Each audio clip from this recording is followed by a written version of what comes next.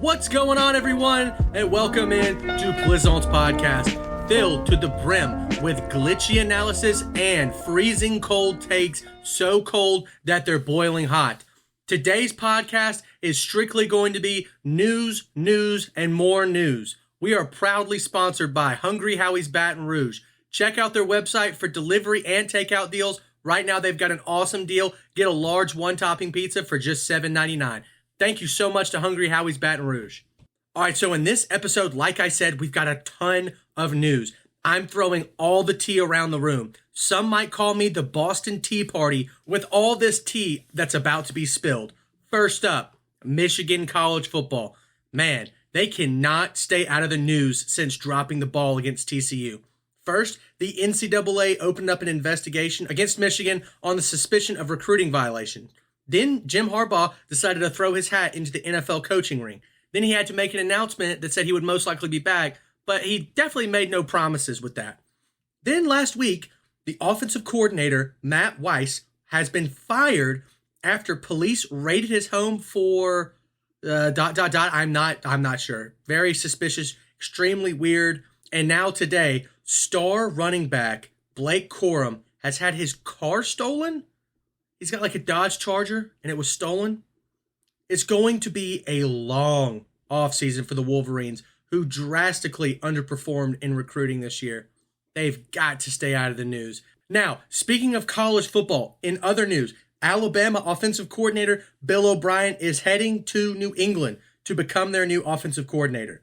And as an Alabama fan, I just want to say, thank God. I wish I could play copyrighted Christmas music like Gloria or something like that, because this is a gift from heaven.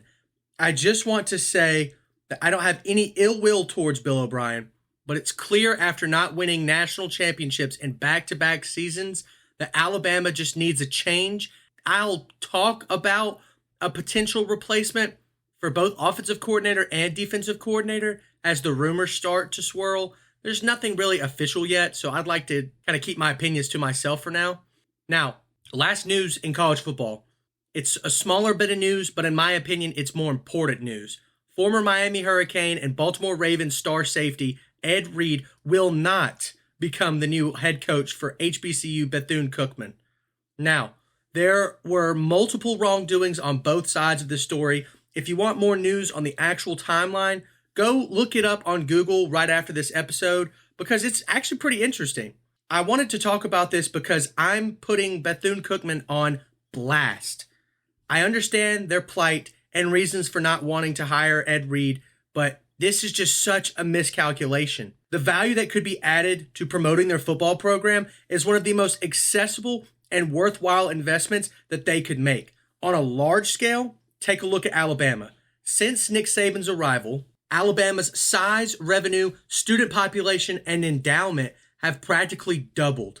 Now, while that's the most extreme case, almost every major university program has a football team for a reason, because they make money for their respective universities.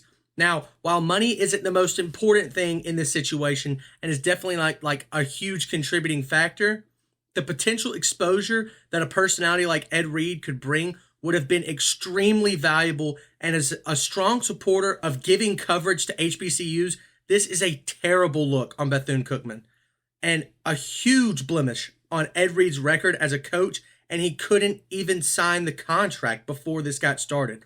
Moving on, let's get into some basketball news. First up, college basketball. The field of the best teams is clearing up, and it looks like Alabama and Purdue are the two best teams in the country. Purdue center Zach Edey is the best player in the country, and it's not even close. He's 7'4" and averages 21.5 points, 13 rebounds, and 2.3 blocks per game, and he's shooting 61.4%. There's not a dominant force like him on the floor. I haven't seen a player that dominant on both ends of the floor this entire season, except for maybe Brandon Miller at Alabama. In my opinion, Miller is a more physical Jabari Smith, and that's why he's going to help Alabama win the SEC this year. But back to my main point. Purdue and Alabama ranked number 1 and 2 respectively in the AP poll. They are dominating their conferences, and they destroyed before the conference schedule got started. Now, moving on to the NBA, we're still in basketball news. The Los Angeles Lakers are making moves to make a championship run. Yesterday, they traded 3 second-round picks and Kendrick Nunn for Wizards forward Rui Hachimura. Now, I love this because it clears up more space in the backcourt for Russell Wilson, who's having an amazing season off the bench, and it gives the Lakers some much-needed length in the wing spot. Now, did they have to give up 3 seconds? No. But my interpretive commentary on this, continue to trade the picks. LeBron James is 38 years old. He's playing out of his mind. Anthony Davis is coming back sooner rather than later. I'm hoping. Hopefully he can be healthy. And the Lakers have a great chance to make a deep run in the playoffs if they can just play together for long enough. Now, in other Lakers news, LeBron James, now this is just something personal that I wanted to talk about. LeBron James commented on his son going to college and talked about like college recruiting. And he said, quote, "I think Bronny can go to any college that he wants to. All I have to do is pick up the phone," end quote. Now, while I think LeBron is the greatest player of all time and has been the best face of the league in NBA history, I'm really not a huge fan of this comment. To me, this was worth talking about because he's just saying the quiet part about being a celebrity billionaire out loud, and I haven't seen him catch much flack for it. Now, to me, this is a privilege thing of which I'm aware is really hard to talk about in the political climate that we live in today. All I'm trying to say is it came off as like stuck up and conceited, which to me is not a reflection of who LeBron is at most times. Now, let's get in to the best part of our show. This is a pretty short, quick episode. We're getting to the point right here at the end. It's time for Plizont's Locks. We had 2 parlays this weekend. 1 flopped and 1 smacked, so we're in the green. I've got 2 lays, 1 safe and 1 a little dangerous if you're looking to play with some fire tonight. First up, we've got Zach LaVine getting 2 assists versus the Pacers tonight. He's gotten this in 10 out of his last 10 games. He's averaging close to 6 assists on the season. This is a lock for me. Obviously, the odds are like minus 1450, where this is a 5-leg parlay.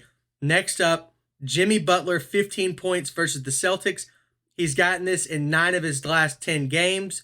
The one game that he didn't play the full game. He had 12 points, which is pretty damn close to 15.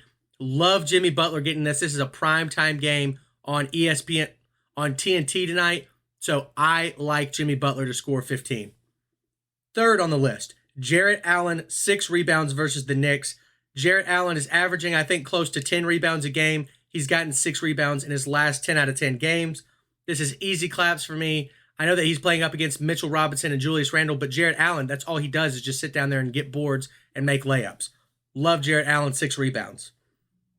Fourth on the list, CJ McCollum, 4 assists versus the Nuggets. This is the most risky of the parlays, but CJ McCollum is that major distributor in the starting lineup. He's averaging 6 assists a game. He's gotten this in 9 of his last 10 games. I don't think the Nuggets have a good answer for the Pelicans down low, except for maybe Jokic, who in my opinion is a defensive liability. So I love McCollum in the pick and roll tonight. He's definitely getting 4 assists. Next up, we've got Mason Plumlee, who is on an absolute tear this year. We just have him getting 8 rebounds tonight versus the Suns. He's gotten this in 9 of his last 10 games. I really want to see Mason Plumlee get more than 12, but I guarantee that he's going to get 8. All in all, that's 5 picks plus 100 odds, dead even. Love it. Lock it in. That one's going to smack. Now, second on the parlays. Now, this one's playing with a little bit of fire. First up, Kansas State money line versus Iowa State. Now, I bet against Kansas State this last weekend, and they proved me extremely wrong. So guess what? We're going to ride with them tonight. Let's see what the Wildcats have got in their bag. Iowa State looked really, really bad in a terrible loss versus Oklahoma State. They only put up 59 points. I think that Kansas State is going to come in and roll them. Kansas State money line. Second on this next parlay, Clemson minus 4.5 versus Georgia Tech. Now, Clemson is a 10.5 point favorite, but I'm going to take it a little safe, minus 4.5. They're 8-1 in the SEC. They're a big home favorite. Georgia Tech is awful this season. I don't know if they've won a big road game, let alone a regular road game. And they're 1-8 in the ACC, which I just think is straight pathetic. I don't buy this Georgia Tech team to come into Clemson as they're ranked in the top 25 and ink out a win. And I really don't think that Clemson is going to have any problem carrying that 10.5. But we're going to go ahead and cut that thing basically in half and go 4.5. Now, last but not least on this next parlay, TCU money line versus Oklahoma. Once again, playing it kind of safe. TCU is coming off a huge win. They've gotten 2 back-to-back top 25 wins. So I love TCU here. I don't know if they come all the way down. I think they win. Oklahoma is 1-3 on the road, and they're 2-5 against Big 12 opponents. TCU is 9-2 at home and is coming off, like I said, a massive win against Kansas. I love this TCU team tonight. Give them to me in the money line. I'm not taking the spread. All in all, those 3 picks, Kansas State money line, Clemson minus 4.5, and TCU money line, plus 442 odds. $100 wins you $442. I love that one. Slam it as well. We're going to ride to the end tonight. And that right there, my friends, is going to do it for today's episode. Thank you guys all so much, and we'll see you next time.